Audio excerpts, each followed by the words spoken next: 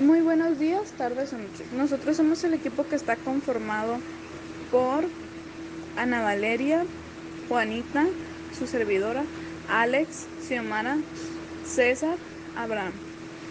Hemos decidido dividirnos el trabajo donde cada uno sea quien exponga una diapositiva por medio de audio.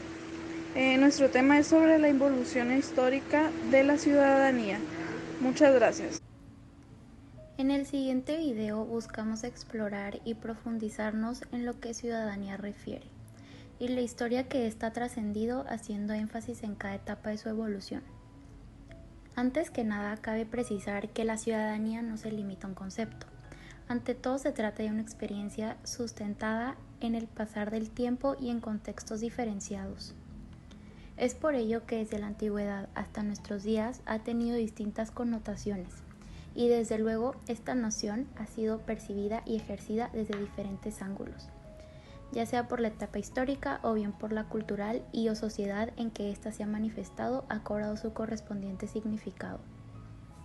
Por esto, Escames y Gil dicen que el concepto de ciudadanía es un doble origen, griego y romano. Para los griegos, la ciudadanía significaba participación en los asuntos públicos de la ciudad, mientras que para los romanos significaba ante todo la posesión de unos derechos que Roma les concedía a determinados individuos, pertenecientes a la ciudad o a una provincia de su imperio. Por lo que gracias a dichos conceptos, griego y romano, se entiende hasta la actualidad que la ciudadanía es la relación social que vincula entre sí a los miembros de una comunidad política y se manifiesta mediante la participación en las instituciones de la sociedad y en las estructuras de decisión sobre asuntos comunes. En pocas palabras, rescatando su sentido principal, ciudadanía significa participación en la vida pública. A continuación, rescatamos las ideas centrales de cada etapa de los aspectos que configuran la idea de ciudadanía y por lo tanto del ciudadano, tanto en Grecia como en Roma. Iniciaremos por considerar el tema en Atenas, que es el lugar fundacional donde se desarrolla dicho concepto para posteriormente hacerlo desde el contexto romano. Ciudadanía de Atenas. Solamente los varones adultos que fueran ciudadanos y atenienses y que hubieran terminado su entrenamiento militar como afebos tenían derecho a votar en Atenas. Esto excluía a una mayoría de la población, a saber, esclavos, niños, mujeres y metecos. También se rechazó a los ciudadanos cuyos derechos estuviesen en suspensión, típicamente por la atimia, consciente en no haber pagado una deuda a la ciudad. Para algunos atenienses esto significaba la incapacitación permanente e incluso hereditaria.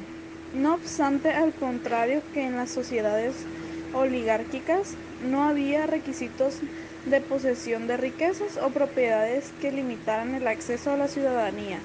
Las clases económicas de la Constitución de Solón permanecían en la legislación, pero era papel mojado.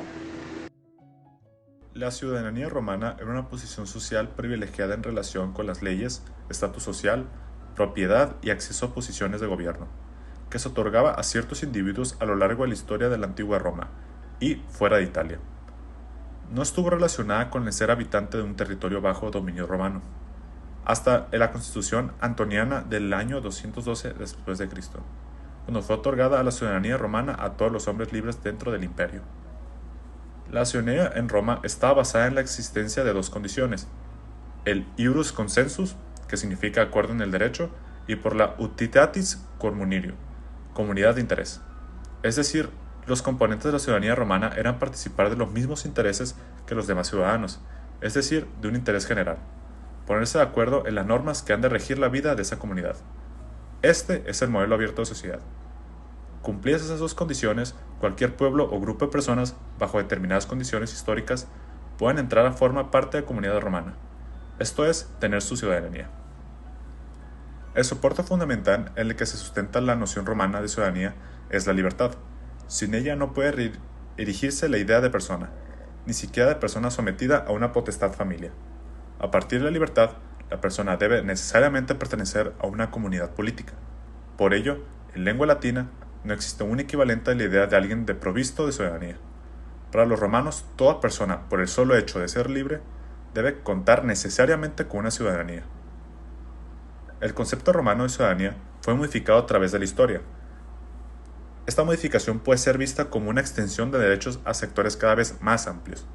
Tal extensión tomó lugar junto a la expansión del área de aplicación de derecho romano mismo, derecho que originalmente, durante la monarquía y al principio de la época republicana, regía solo en la ciudad misma.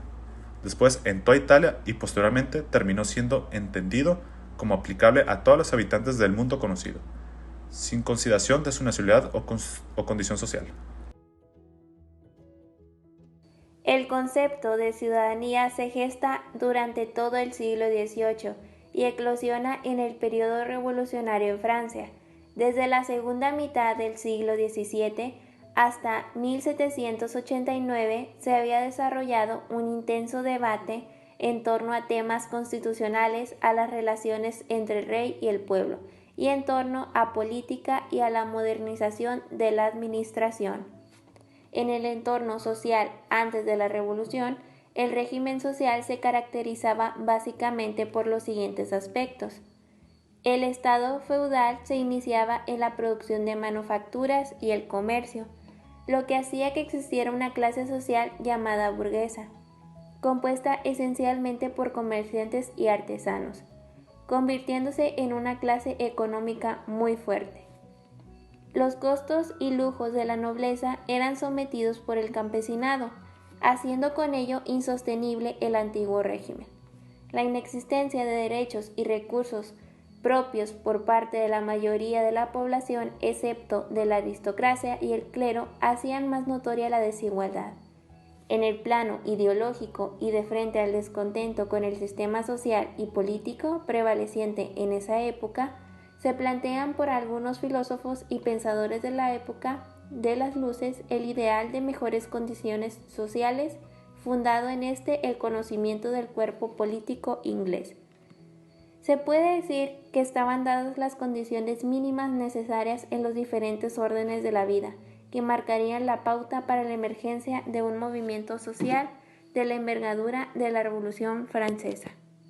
La Revolución Francesa fue un conflicto social y político con diversos periodos de violencia que convulsionó Francia, y por extensión de sus implicaciones a otras naciones de Europa que enfrentaban a partidarios y opositores del sistema conocido como el Antiguo Régimen. Se inició con la autoproclamación del Tercer Estado como Asamblea Nacional en 1789 y finalizó con el golpe de Estado de Napoleón Bonaparte en 1799. Si bien, después de que la Primera República cayera tras el golpe de Estado de Napoleón Bonaparte, la organización política de Francia durante el siglo XIX osciló entre república, imperio y monarquía constitucional. Lo cierto es que la revolución marcó el final definitivo del feudalismo y del absolutismo en el país y dio a luz a un nuevo régimen donde la burguesía, apoyada en ocasiones por las masas populares, se convirtió en la fuerza política dominante en el país. La revolución socavó las bases del sistema monárquico como tal, más allá de sus estertores, en la medida de que lo derrocó con un discurso e iniciativas capaces de volverlo legítimo. Según la historiografía clásica, la Revolución Francesa marca el inicio de la edad contemporánea al sentar las bases de la democracia moderna, lo que la sitúa en el corazón del siglo XIX. Abrió nuevos horizontes políticos basados en el principio de la soberanía popular, que será el motor de las revoluciones de 1830, de 1848 y de 1871. Los historiadores generalmente ven las causas subyacentes de la Revolución Francesa como impulsadas por el fracaso del antiguo régimen para responder a la creciente desigualdad social y económica. En la declaración realizada por el pueblo francés en 1789 se plasman las razones que se tuvieron para la realización de tal proclama. La ignorancia o desprecio de los derechos del hombre son las causas de tales desgracias públicas y de la corrupción de los gobiernos. La ciudadanía desde la antigüedad ha sido un derecho que se ha transformado a través del tiempo con el objetivo de lograr un mejor bienestar para cada individuo, de manera que participe en tomar decisiones y tenga voz propia ante las situaciones de la comunidad. Sin duda es de vital importancia ejercer nuestra ciudadanía para lograr un mayor bienestar y un mejor legado para las siguientes generaciones.